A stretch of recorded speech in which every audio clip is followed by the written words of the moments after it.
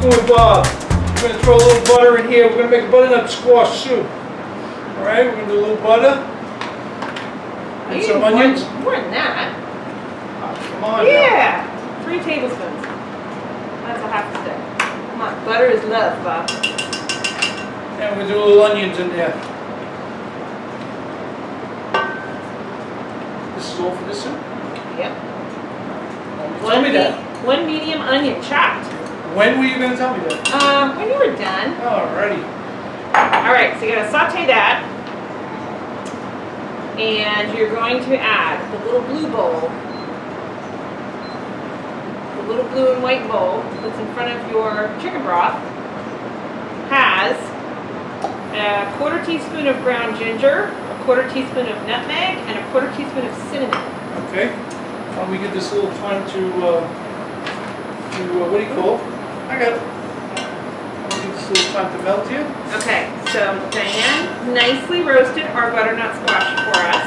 Okay. Bob, why don't you tell your people, why do we roast vegetables? What happens? It's the flavor. We get a little different flavor from it when it's roasted. Could we put it in raw? You can. You can put it in raw. It wouldn't taste as good. It tastes better when it's roasted. All right. We'll do a little scoop. You do that one, I'll do this one. Okay. She's good. Good helper. Like her. Yeah. I don't need these. I need those for reading. Alright, so Diane put these in face down on a cookie sheet and drizzled them with salt and pepper and olive oil. And she roasted them at 375 for 45 minutes.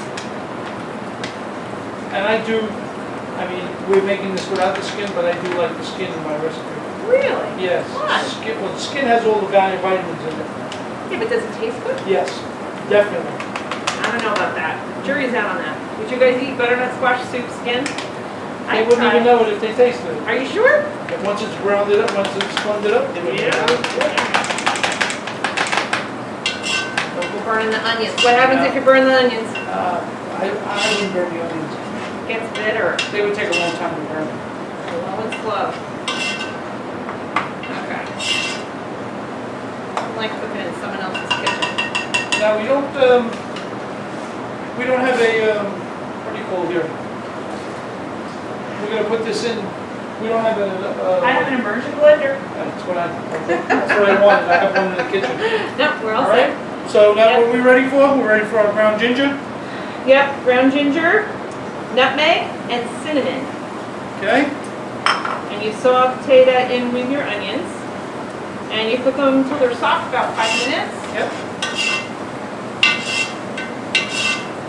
It'd be nice if we had a camera up above that we could see what's going on in the pot. I know. Next year. Yes. Next year. But we won't be shut down next year, so. Okay. Next ingredient. Next ingredient is to put the squash in. I'm sorry? You're going to put the squash in. Oh, the squash is going in. Mhm. All right. Oh, no, wait. I did that wrong. Sir, you're going to add the chicken broth. Oh, okay. Now, if this were a Friday in Lent, you could use vegetable broth. Yes? Yes. Do you ever make your own? Vegetable broth? Vegetable broth with chicken stock? I make chicken stock. Yeah. Never a vegetable broth. And the new thing now too is bone broth. Yep. Take the bones of anything, beef. Make a broth. Both of these? Both of Assistant? those. Yes. Oh, I'm sorry, this is our assistant, Melissa. I am the sous chef. It's great to have everything ready for you. Oh, I know. Okay. All right, so you're going to simmer that for about 10 minutes. Okay. Heat that up. Then we're going to add this. Then you're going to simmer it for 10 minutes. Okay. Salt, pepper. Salt, pepper.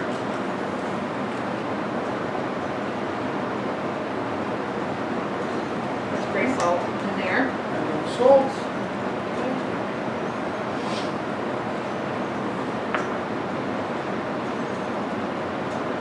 And? That. Yep. Put the squash in. We're going to wait for that to come up to a boil. All right. we got our squash in there, and we're gonna do a little blending.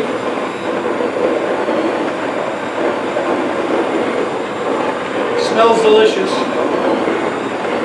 Could you use a blender if you don't have one of those? Yeah, but with the blender, it's a little tougher with something that's hot in the blender. You have to be careful of it not,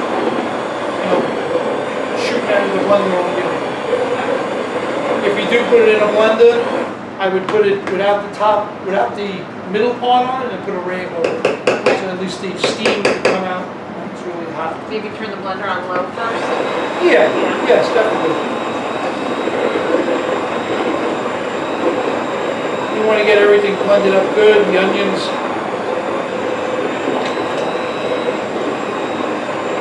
Smells good. Yes. And we're good? We're good. Can Okay. we show the camera how yummy it looks? Sure. We have, where's the, Okay. This is legal. Oh, look at that. Awesome. Now, what we could do also. We're gonna take a talk picture. about- We could have had a bowl and plated it. Oh, we could. Why don't you do that? Yeah, we could. Hey, we'll take a picture and we'll post it for you all on Facebook. Looks good, Bob. Good job. Of course, it's Diane's recipe, so you can't really get the credit for it. Yeah.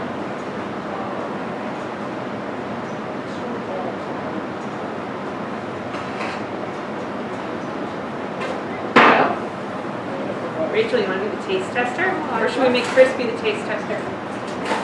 You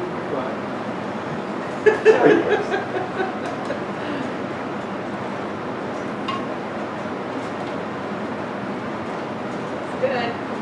Now also, if you want to thicken the soup up a little bit, you can take a can of Catalina beans, put it in the blender, blend that up and pour that in there.